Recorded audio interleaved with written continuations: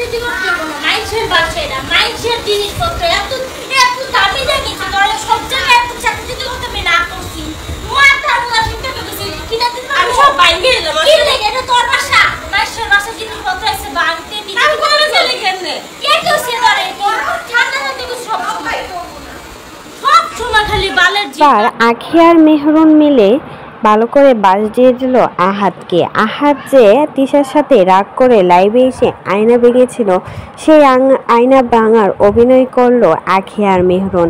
ভালোভাবেই কিন্তু বুঝিয়ে দিল আহাত শুধু নাটক করেছিল, জাস্ট আর কিছুই না। ভিউ বাড়ানোর জন্য যে ওরা কতটা নিচে নামতে পারে ওদের থেকে আর কেউ ভালোভাবে জানে না আর বুঝেও না, কারণ তিশা যে মাস্টার প্ল্যান তাকে দিয়ে কিন্তু সব কিছুই সম্ভব। ভিউজ বাড়ানোর জন্য নিজের মা বাবাকেও ব্যবহার করতে পারে, এমনই কিন্তু তিশা।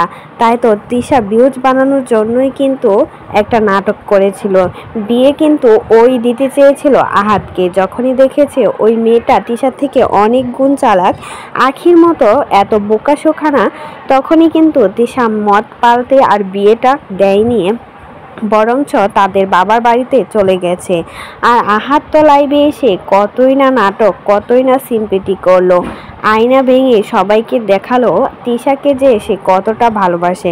অথচ যে ব্যক্তি নাকি 2-3টা করে বিয়ে করে, সে ব্যক্তি আবার নিজের বউকে কি করে ভালোবাসতে পারে।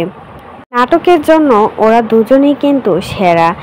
আহাত প্রথমে বিয়ে করেছিল দীপাকে, তারপর বিয়ে করেছিল তিশাকে রেখে আবার আখিকেও নাকি পরকিয়া করে বিয়ে করেছিল, আর সেটা কিন্তু তিশাই জানিয়েছিল। তিশা বলেছিল আখি আর আহাত যখন বিয়ে করেছে সেটাও আমি জানতাম না, আর এখন যে বিয়ে করতে চেয়েছিল সেটাও আমি জানতাম না। অথচ তিশা কিন্তু আখির সাথে ভালোভাবে মিলেমিশে থেকেছিল। সেই পর্যায়ে দেখা গেছে তিশা কিন্তু সব কিছুই জানতো। একটা মেয়েকে রেখে তার জামাই বিয়ে করে আর সে আবার নাও জানতে পারে, যত সব অনলাইনে এসে ন্যাকামি করে, জাস্ট আর কিছুই না, ভিউ বাড়ানোর জন্য ওরা এই ন্যাকামোটি করে থাকে। আখিকে দেখাতে চেয়েছিল সতীন নিয়ে সংসার করতে, যখনই বুঝেছে ওই মেয়েটা ওর থেকে অনেক চালাক, তখনই আর কিন্তু বিয়েটা হতে দেয়নি। তো এই বিষয়ে যদি কোনো মতামত থাকে সেটা কিন্তু কমেন্ট বক্সে জানিয়ে যাবে।